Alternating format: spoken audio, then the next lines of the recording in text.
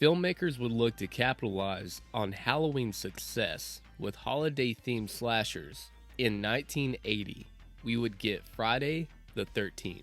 The plot follows a group of teenage camp counselors who are murdered one by an unknown killer while they're attempting to reopen an abandoned summer camp with a tragic past.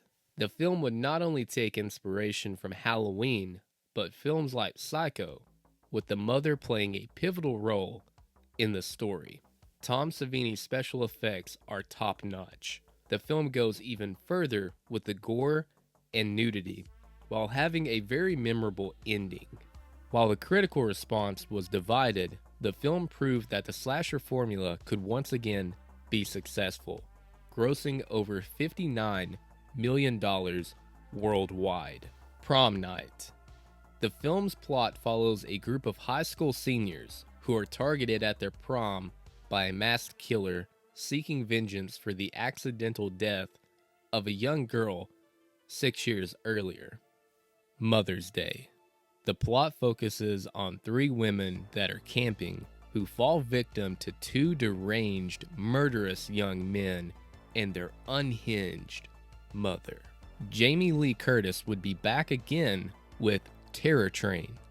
The film follows a group of pre-medical school students holding a New Year's Eve costume party on a moving train who are targeted by a killer who dons their costumes.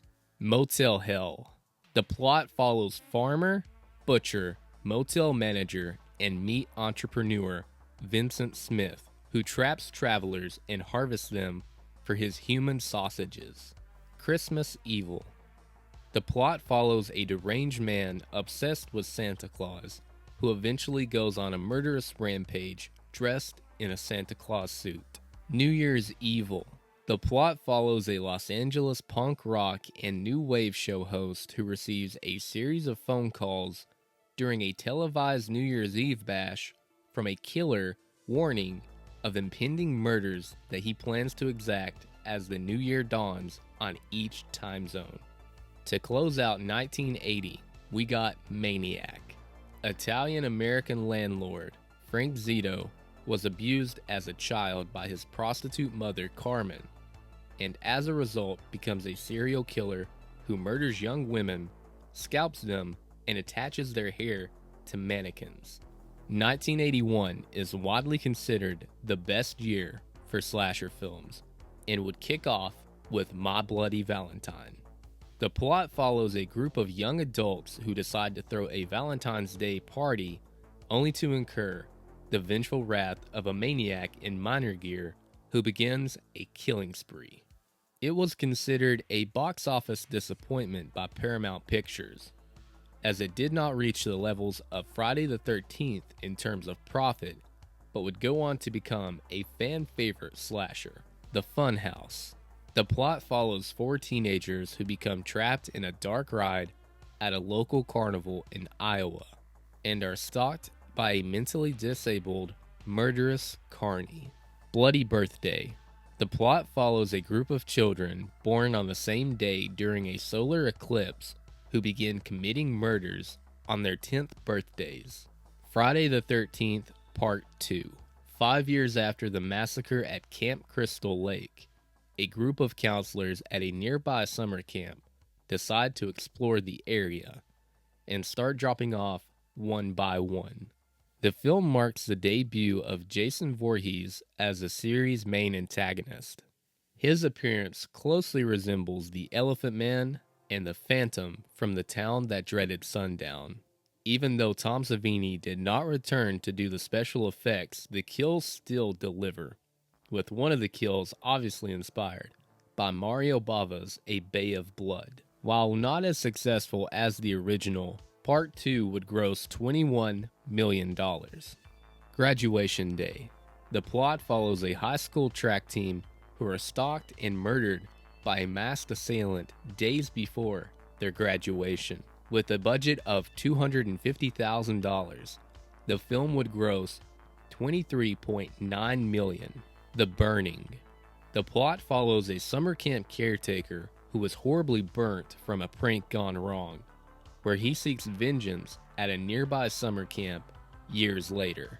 The MPAA gave in to the critical reception and reaction of pressure groups who were protesting the films in the wake of violent acts such as the assassination of John Lennon and the growing debate about violence in the media. The burning was heavily trimmed to receive its R rating. Nowadays we see it in its uncut glory, and the special effects by Tom Savini are some of the best of any slasher film. Happy birthday to me. The plot revolves around 6 brutal murders occurring around a popular high school senior's birthday. Final exam. The plot follows a nameless killer stalking the remaining group of students left on a college campus days before the beginning of summer vacation. Hell Night. The film depicts a night of fraternity hazing set in an old manor, the site of a familial mass murder, during which a deformed killer terrorizes and murders many of the college students. Don't go in the woods. The film follows 4 campers confronted by a murderous woodsman slaying hikers on a wooded mountainside. Nightmare. The plot follows a deranged man with the intent on murdering his ex-wife and child. Halloween 2.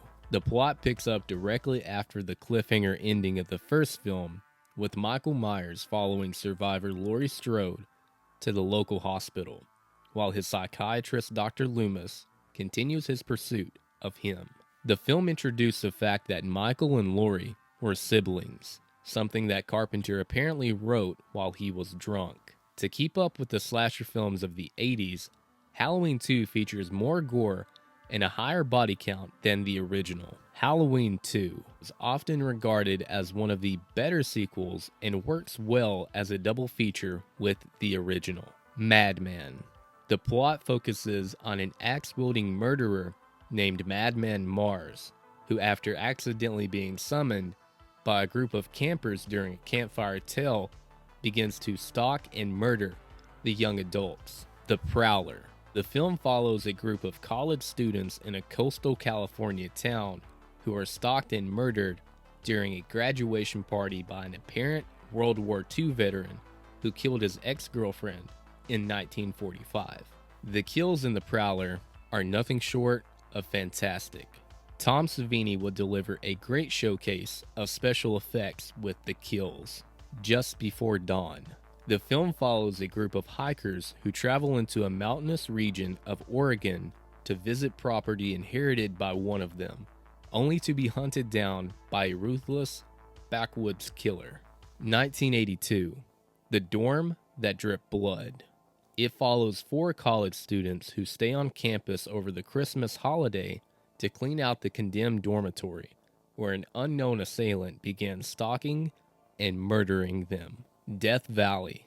A mother and her child are being stalked by a serial killer after the boy picks up an object that can help tie the killer to his crimes. Death Screams.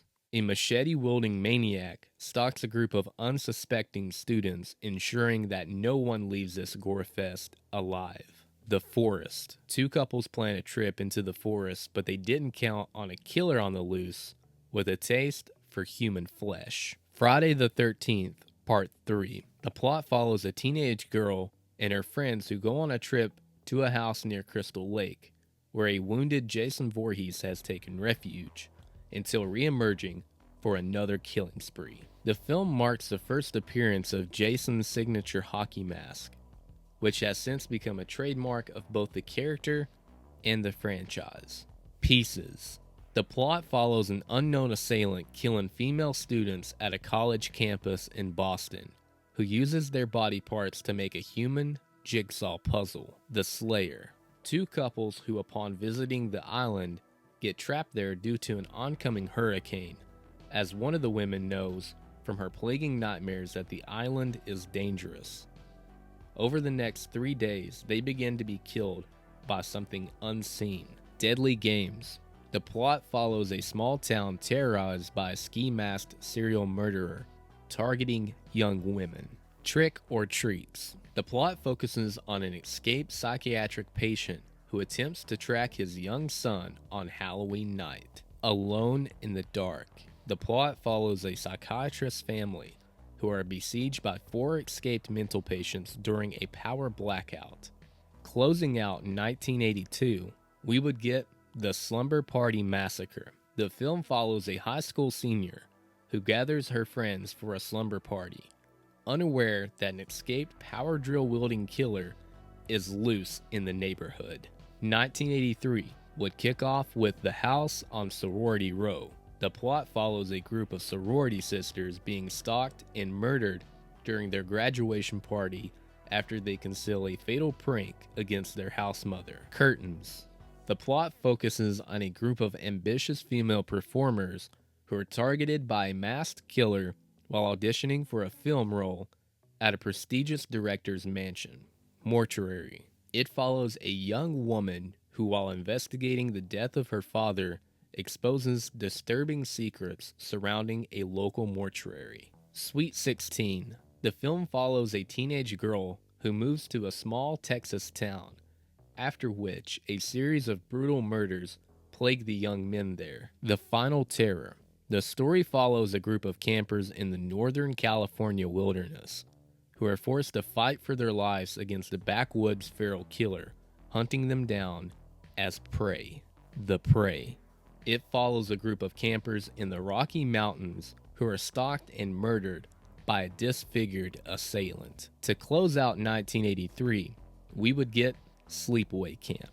8 years after a horrific speedboat accident, Ricky and Angela go to Camp Arawak for the summer, but things take a quick turn as campers and staff get picked off one by one.